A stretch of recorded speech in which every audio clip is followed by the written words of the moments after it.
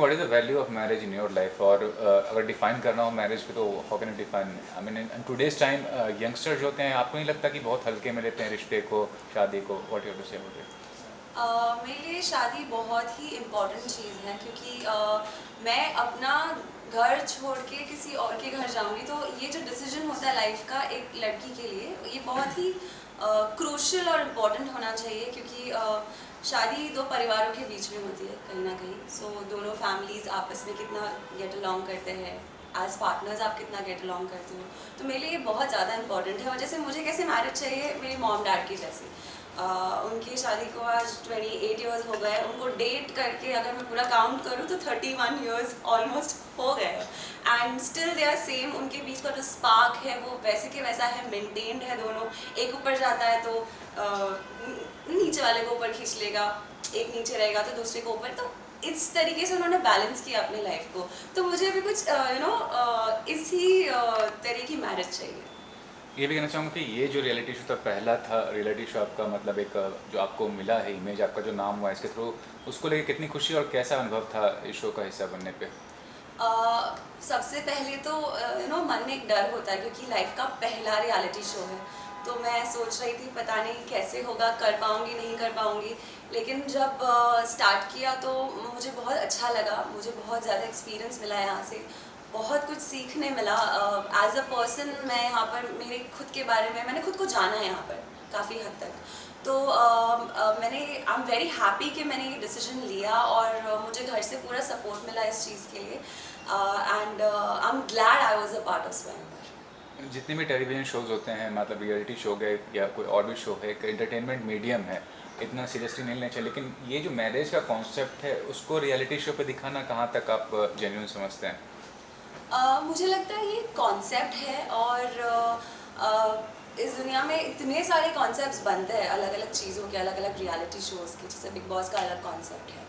और तो as a concept तो मैं इसकी बहुत रिस्पेक्ट करती हूँ, there is nothing wrong in it, and after all ये पर्सन की चॉइस है। अगर ये मेरी चॉइस है इसमें आना, तो सही गलत मैं नहीं देखूंगी। ये चॉइस है मिक्का जी की कि उनको स्वयंवर रचाना है, तो देयर इज नथिंग रॉन्ग, उनकी चॉइस है ना।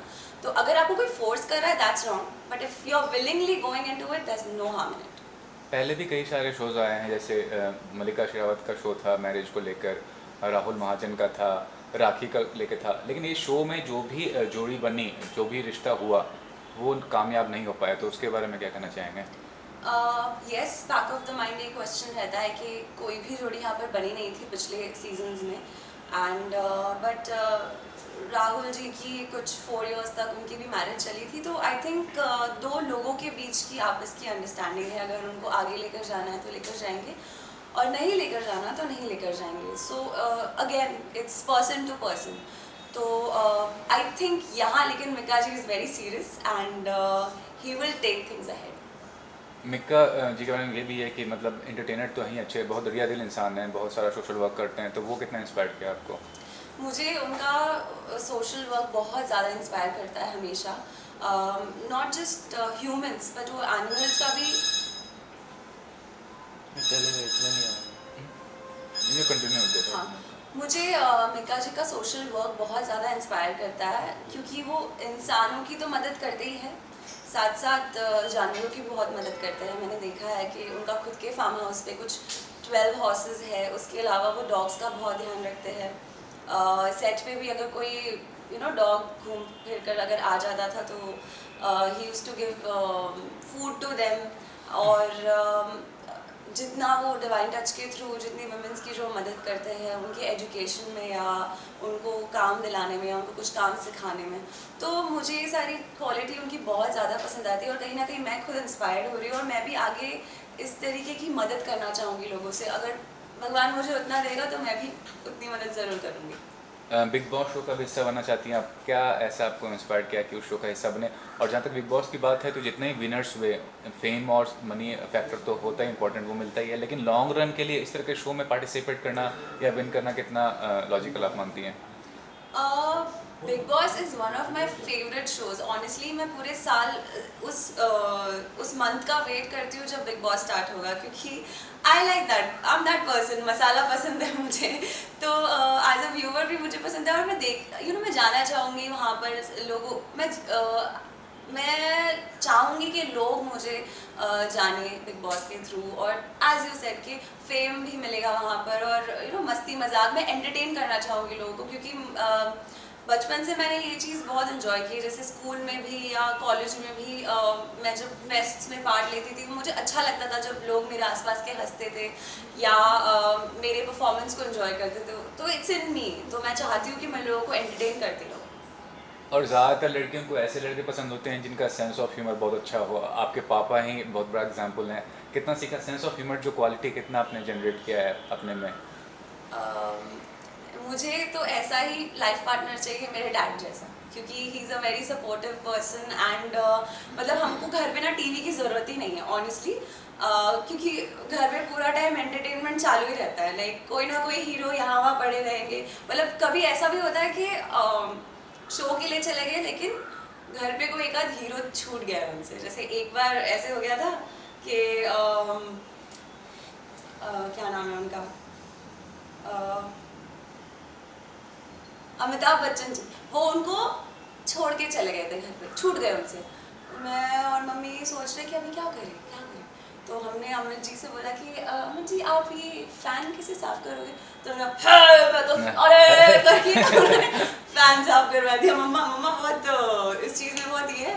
फिर एक बार SR के सर को उनको छोड़ दिया उन्होंने घर पे गलती से, तो हम लोगों ने उनसे करके सारे खिड़की के कांच साफ करवा दिए। तो हम लोग ऐसे काम करा देते, मेरे डैड के अंदर जितने भी एक्टर्स हैं ना उससे काम करवा दे रहे थे हम लोग घर के। So yes, coming to the point, मैं मेरे डैड से बहुत ज़्यादा इंस्पायर्ड हूँ। वो मुझे हमेशा लाइफ में गाइड करते हैं, और जब जहाँ पर भी मैं अटकूँ, he is always there as a saviour. Dads ऐसे ही होता है।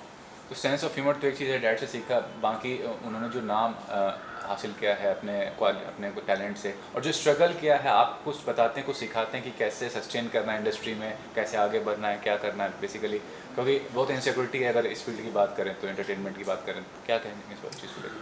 मेरे डैड ने तकरीबन 18 या 19 साल का स्ट्रगल किया, तब जाके उनको टीवी का पहला ब्रेक मिला था। तो एक वक्त था, एक स्टोरी मैं आप लोगों से शेयर करूँगी। मैंने बचपन में ना, जब वो टीवी में नहीं आए थे, तो मैंने उनसे ज़िद कर ली थी कि मुझे एक डॉल चाहिए। तो उस वक्त घर में उतने नहीं थे, मतलब पैसे नहीं थे। सो उन्होंने और मम्मा ने आपस में डिस्कशन किया और मुझे डॉल ला कर दी।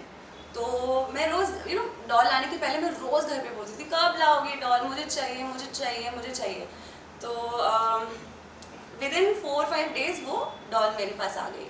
And after some time, Diwali जब आ गई थी, तब मैंने देखा कि मेरी मम्मी ने पुराने कपड़े पहने, मेरे डैड ने पुराने कपड़े पहने, लेकिन मुझे और भाई को नए कपड़े दिए। तो कुछ सालों पुरानी बात है, तब मॉम ने जाके मुझे इस चीज़ को ओपन किया कि बेटा जब तुमने डॉल मांगी थी ना, तब हमारे पास कुछ भी नहीं था, लेकिन डैड के पास कहीं शो से कुछ, तब वो एक शो का 250, 100, 500 इतना चार्ज किया करते थे। सो डैड को एक शो मिला था और उससे वो लिए डॉल लेके आए थे, लेकिन हमारे पास उस वक्त पैसे उतने नहीं थे, तो हमने नए कपड़े नहीं खरीदे थे। तो आज मेरी लाइफ में मुझे सारी लग्जरी मेरे डैड ने दी है, ऐसी कोई कमी उन्होंने नहीं छोड़ी मेरी ज़िंदगी में। तो मैं भी यही चाहूँगी कि आगे चलकर उनको वो सारी लग्जरीज दूँ जो अपनी तरफ से, अब डैड आपने बहुत कर लिया मेरे लिए, मुझे आपके लिए करना है, ऐसा I want to do for him and my mother. हमेशा नेपोटिज्म की बात होती है इंडस्ट्री में कि आपका एक बैकग्राउंड होना चाहिए तभी आप सक्सेसफुल हो सकते हैं। तो ये आपके फादर स्टैब्लिश्ड हैं आज के टाइम में, तो वो कितना आपको हेल्प आउट करेगा आपको लगता है? क्योंकि कनेक्शंस हैं उनके, लोग जानते हैं उनको, ये चीज़ क्या हेल्प आउट करेगा आपको आपकी लाइफ में? No doubt. एक पहली चीज़, लोग यही कहते हैं कि आपके कनेक्शंस है, और मेरे डैड मुझे जाकर वहाँ पर खड़ा भी कर देंगे, लेकिन आगे जाना वो मेरे ऊपर है। मैं डायरेक्टर के सामने या ऑडिशंस जब जाती हूँ तो मैं परफॉर्म कर दूँगी, लेकिन अगर मेरा परफॉर्मेंस उनको नहीं पसंद आएगा तो वो मुझे नहीं लेंगे। ऐसा नहीं कि मेरे डैड ने मेरे कहीं सिफारिश कर दी और मुझे काम मिल जाएगा, ऐसा आज तक हुआ नहीं है। It's all on my ability. जैसे अभी स्वयंवर जब मुझे आया था तो मैंने उसके 2 महीने ऑडिशंस दिए थे। एक बार मैंने कॉल पे दिया, एक बार जूम पर दिया, एक बार मैं ऑफिस में गई थी। So it's not like my dad will recommend me anywhere and I will get work. It's only because of my own मेहनत।